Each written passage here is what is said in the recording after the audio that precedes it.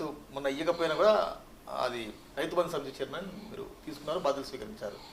కానీ అధికారం లేనిది రాజ్యం ఉండలేకపోతున్నాడు అనేది వాళ్ళకి మీరు ఏం చెప్తారు? అధికారం కోసం కాదు, స్వేచ్ఛ కోసం ఇప్పుడు బయటకు వచ్చింది ఈ స్వేచ్ఛ. అప్పుడు అధికార పార్టీని వదిలిపెట్టింది తెలంగాణలో స్వేచ్ఛ ఉండాలి. ఎందుకంటే మనం అంటే మీరు డాక్టర్గా చాలా సింపుల్సిటీ లైఫ్ను అనుభవించారు, చాలా మీకు డాక్టర్గా మంచి పేరు, దానిలో ఎలా డౌట్ లేదు. డాక్టర్గా ఒక సింపుల్సిటీ లైఫ్ను అలవాటు పడ్డ డాక్టర్ రాజయ్య రాజకీయాల్లో పదవి లేదు ఉండలేకపోతున్నారు. ఇప్పుడు నిజంగా నాకు ఏం పదవి ఉంది? ఇప్పుడు ఏ పదవి ఆశపడి వచ్చినా ఏం పదవి లేదు కదా. ఇప్పుడు మొత్తము నాకు అధినాయకుడు అప్పచెప్పిన బాధ్యత ఏదైతే ఉందో 2 నియోజకవర్గాలు గెలిపించాలంటే 2 నియోజకవర్గాలకు ఇన్ఛార్జ్ ఉండి గెలిపించిన తర్వాత కూడా అధినాయకుడి దగ్గర గుర్తింపు లేదు, అప్రిసియేషన్ లేదు, పిలువలేదు, మాట్లాడలేదు. నాకు ఇచ్చిన హామీ మేరకు నన్ను పిలిచి ఇగో నువ్వు ఎంపీగా చెయ్యి, నువ్వు 2 గెలిపించినవు, ఈ ఎమ్మెల్సీ కాలే, రైతు బంధు పోయింది, నువ్వు ఎంపీగా చెయ్యి అంటే అటు రంజిత్ రెడ్డిని అయితే ఏ రకంగానైతే పిలిచి ముందే చెప్పారో నాకు అట్లా చెప్పాలా. ఇప్పుడు రంజిత్ రెడ్డికి ముందే చెప్పారు కదా తెలంగాణ భవన్లో, కనీసం ఎంపీ అభ్యర్థి అంటే ముందు నుంచి వెళ్ళి చదువుకోవాలి కదా, ప్రజల్లోకి వెళ్ళాలి కదా. మీరు అనే కోణంలో డాక్టర్ తాటికొండ రాజయ్య ఎందుకో తొందరపడ్డారు బీఆర్ఎస్కు రాజీనామా చేసి అని? లేట్ చేశానని నేను అనుకుంటాను, తొందరపడడం కాదు. ఇప్పటికే చాలా లేట్ అయిపోయింది. డిప్యూటీ సీఎం తీసేసినప్పుడు చేయాలా, అప్పుడు చేస్తే ఇప్పుడు వచ్చిన తెలంగాణ రాజయ్య స్వార్థం కోసం పోయిండు. డిప్యూటీ సీఎం పోగానే మొత్తం విచ్ఛిన్న శక్తులకు సమయం ఇచ్చినానంటే దయచేసి తెల్లారి వరకు ట్రైన్లు బస్సులన్నీ తగలబడటానికి సిద్ధమైన దళిత సంఘాలన్నీ కూడా దయచేసి నేను కడిగిన ముత్యంలాగా వస్తాను, ఎలాంటి ఆందోళన కార్యక్రమాలకు సిద్ధం అని చెప్పడం జరిగింది.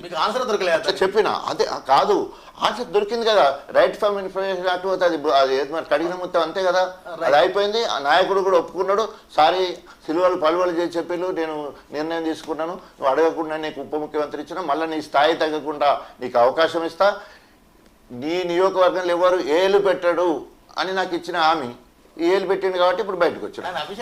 అదే ఇప్పుడు బయటకు వచ్చేసి ఎమ్మెల్సీ ఉన్నాక కూడా ఎమ్మెల్యే ఇచ్చింది కదా. రైట్. ఓకే, మీరు పార్టీ మారాలనుకున్నారు, రాజీనామా చేశారు, కానీ మీరు అసెంబ్లీ ఎన్నికల కంటే ముందే కాంగ్రెస్ ఆఫర్ వచ్చింది, అప్పుడు ఎందుకు చేయని కాలేదు, అప్పుడు ఎందుకు కాంగ్రెస్ కండవ కప్పుకోలేదు? ఇదే పొంగులేటి కావచ్చు, ఇంకొందరు కాంగ్రెస్ మిత్రులు వారి పేరు ఇక్కడ ప్రస్తావన కాదు, మీరు అప్పుడు ఎందుకు చేయని కాలేదు, ఇప్పుడు ఎందుకు చేయలేరు? అంటే కాంగ్రెస్ పార్టీ అధికారంలోకి వచ్చింది కాబట్టి మీరు జరుగుతున్నారా? సో అప్పుడే మీరు ఆ ప్రశ్న అడిగింది కాబట్టి కుల్లా చెప్పాలంటే అప్పుడు పోయే పరిస్థితి అయ్యే క్రమంలో బుజ్జగించే పరిస్థితి కూడా ఉంటుంది కదా. బుజ్జగించే దాంట్లో పల్ల రాజశేఖర రెడ్డి చాలా చొరవ తీసుకొని నన్ను పట్టుకపోయి ఆ గడిలో బంధించినంత పనిచేసాడు. ఆ గడిలో బంధించినంతసేపు ప్రలోభాలకు గురి చేసిండు. రైతు బంధు సమితిస్తాం, ప్రభుత్వం మనదే వస్తుంది, ఎమ్మెల్సీ అవుతావు, తర్వాత మంత్రి అవుతావు, లేకపోతే ఎంపీ అవుతావు. సో ఆ పార్టీలకు పిలిచి మనం అప్పటి వరకు పట్టించుకునే అవసరం నిమిత్తం నాకు 2 గెలపాలని బాధ్యత పెట్టిండ్రు.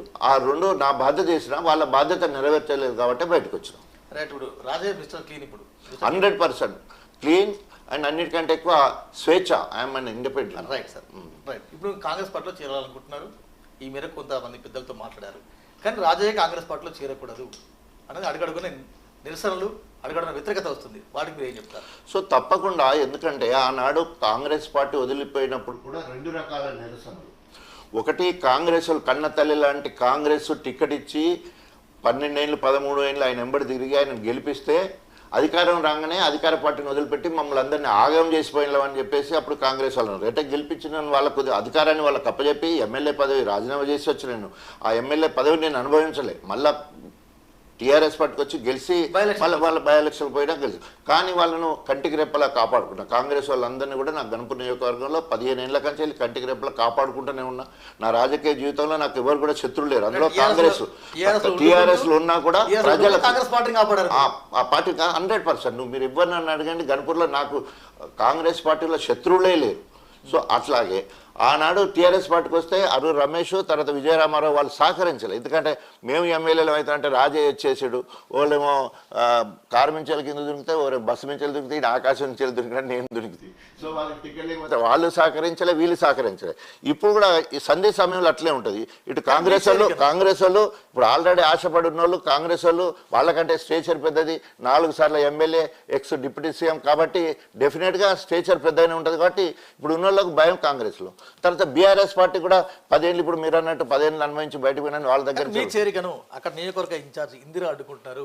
డెఫినెట్గా రాజయ్య మీకు సమీప బంధువు, మీ చెల్లె అయినా రాజయ్య కాంగ్రెస్ పార్టీలోకి రాకూడదు. గాంధీ భవన్ వేదికగా ఫిర్యాదుల పర్వం ఢిల్లీ వరకు వెళ్ళాయి కాంగ్రెస్ పార్టీలో.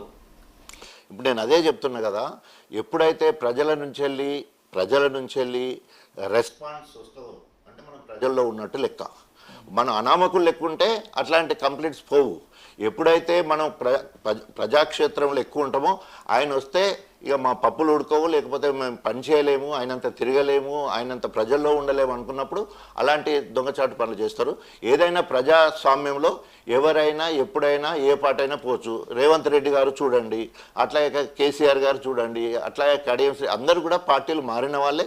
సో పార్టీ మారడం అనేది ప్రజాస్వామ్యం, రాజ్యాంగం ఇచ్చిన హక్కు. అట్ సేమ్ టైంలో సార్ ఈ తెలంగాణ రాష్ట్రంలో 119 ఎమ్మెల్యేలు ఉన్నప్పటికీ చాలా అంటే చిన్న స్థాయి నుంచి పెద్ద స్థాయి వరకు కొన్ని ఆరోపణలు డాక్టర్ రాజయ్య గారు మాత్రమే ఎదుర్కొన్నారు.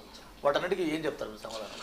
సో నేనైతే ఒకటే చెప్తాను, నేను చాలా అదృష్టవంతుని. ఎందుకంటే ప్రక్షాళన చేసుకోవడానికి ఆరోపణలు మాత్రమే.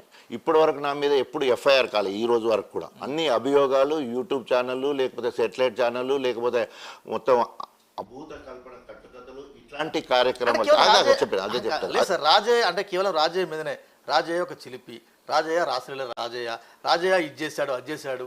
మొన్న అంతెందుకు జానకపురం నవ్య ఎపిసోడ్, ఆమె స్థాయి వేరు, ఈ స్థాయి వేరు. ఈ ఒక దశలో ఎమ్మెల్యే పదవి రాలేదంటే నవ్య వెళ్ళే రాలేదనే స్థాయికి అది వాస్తవం కాదని మీకు తెలుసు, నాకు తెలుసు. కానీ అంటే ఎందుకు రాజయ్య దాని వెనుక ఎంత పెద్ద మనిషి ఉన్నాడో కూడా తెలియాలా. సో ఎంత పెద్ద కుట్ర జరిగి సుమోటోగా ఒక అధికార పార్టీకి సంబంధించిన ఎమ్మెల్యే మీద సుమోటోగా కేసు పెట్టడం, తర్వాత కమిషనర్ ఎంక్వైరీ చేసాడు,